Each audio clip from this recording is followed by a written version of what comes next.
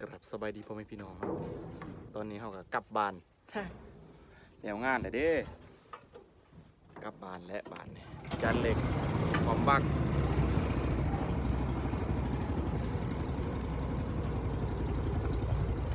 เป็นความบักอีได้บ้านคอยกลับมาบ้านคอยนะ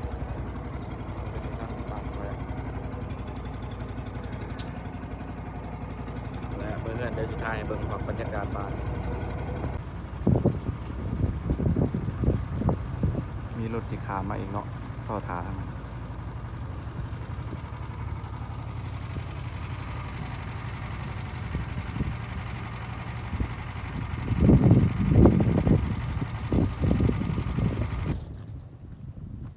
วิทย์ไปขึ้นมารถเจ้าเมื่อกี้นี่เนาะโอ้จะเล็กขึ้นไปถ่ายอยู่เทิงโอ้ยสั่นหลายใช่เลยจานเล็กปะ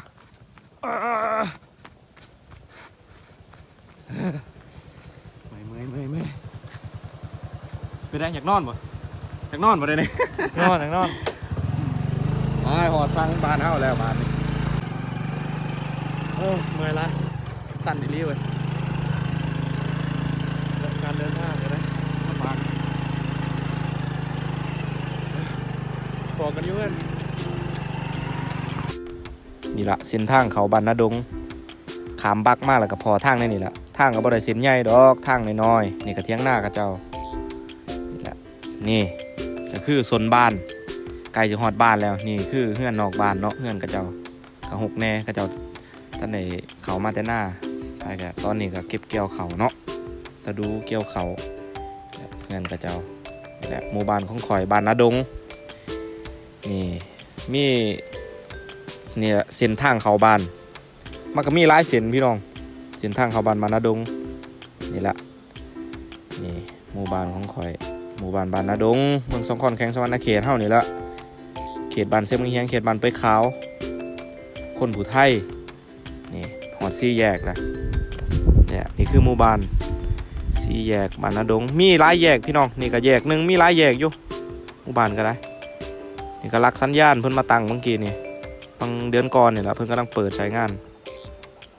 นี่ก็4 แยกอีกแล้วนี่หมู่บ้านของข่อยจุดนี้ก็จะเป็นจุดกลางนี่แหละจุดกลางของหมู่บ้านแหละวัดนี่แหละจุดกลางตอนนี้เขากำลังสิขี่รถไปหาเฮือนจานเหล็กนั่นแหละบอนจุดพวกเขาสิไปจอดอยู่หั่นนี่แหละเส้นน้อยๆและเลี้ยวขวานี่แหละนี่ทางสิเข้าไปก็ได้นี่เส้นน้อยๆทางเขาเฮือนจานเหล็กก็ได้อยู่กลางเส้นน้อยๆเข้าไปเส้นน้อยๆเฮือนจานเหล็กมือกีตาร์นี่ก็เฮือนเอื่อยลาวนี่ก็ได้นี่ก็เฮือนลาวล่ะเพื่อจะถึงจุดหมายปลายทางเป็นไงล่ะการเดินทางของเราจานเหล็กเมื่อคือจะว่าเดินมาตอนกลางค่ำจานเหล็กโอ้จานเหล็กจนเขียวหมดว่ะปกติกับเคี้ยวขนาดต้องมาต้องคำได้